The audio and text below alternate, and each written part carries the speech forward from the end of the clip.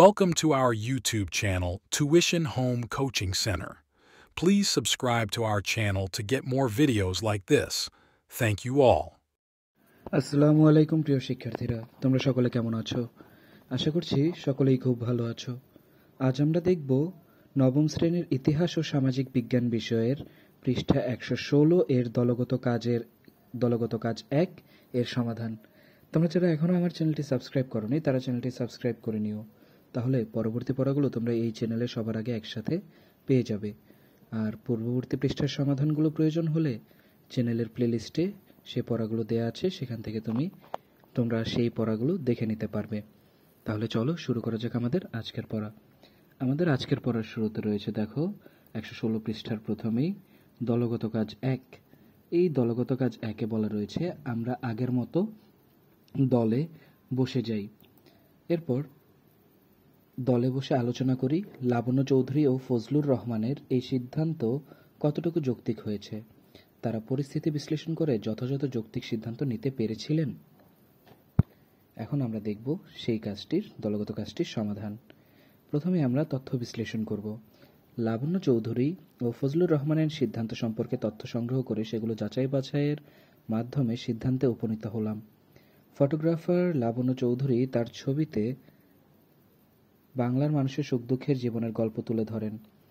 ছবিটি আন্তর্জাতিক প্রদর্শনীতে নির্বাচিত হয়ে পুরস্কারের জন্য মনোনীত হন।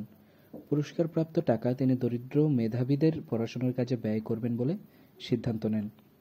নিম্নবিত্ত পরিবারের অভিভাবকরা তাদের সন্তান মেধাবী হওয়া সত্ত্বেও পড়াশোনার খরচ চালিয়ে যেতে পারে না।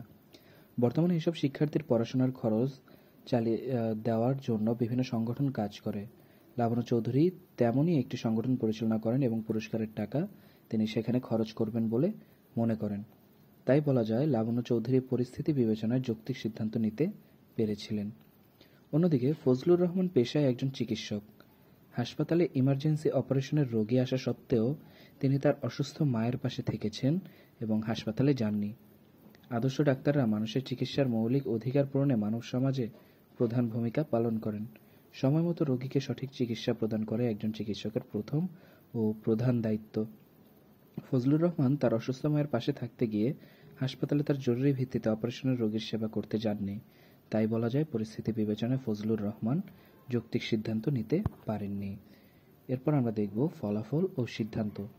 ফলাফল: লাবণ্য চৌধুরী দায়িত্ববান মানুষের পরিচয় দিয়েছেন আর ফজলুর রহমান দায়িত্বহীনতার পরিচয় দিয়েছেন। সিদ্ধান্ত: তথ্য সংগ্রহ করে সেগুলো যাচাই বাছাইয়ের মাধ্যমে আমরা এই সিদ্ধান্তে উপনীত হলাম লাবণ্য চৌধুরীর সিদ্ধান্ত যৌক্তিক ছিল আর ফজলুর রহমানের সিদ্ধান্ত অযৌক্তিক ছিল। তাহলে শিক্ষার্থীরা, আমরা দেখে নিলাম তোমাদের ইতিহাস ও সামাজিক বিজ্ঞান বইয়ের পৃষ্ঠা 116 এর দলগত কাজ 1-এর সমাধানটি। এভাবে পরবর্তী পৃষ্ঠার সমাধানগুলো পেতে চ্যানেলটি সাবস্ক্রাইব করে আমাদের সাথেই থাকো। খুব শীঘ্রই তোমাদের জন্য পরবর্তী পড়াগুলো এই চ্যানেলেই আপলোড করে দেওয়া হবে। ধন্যবাদ সকলকে।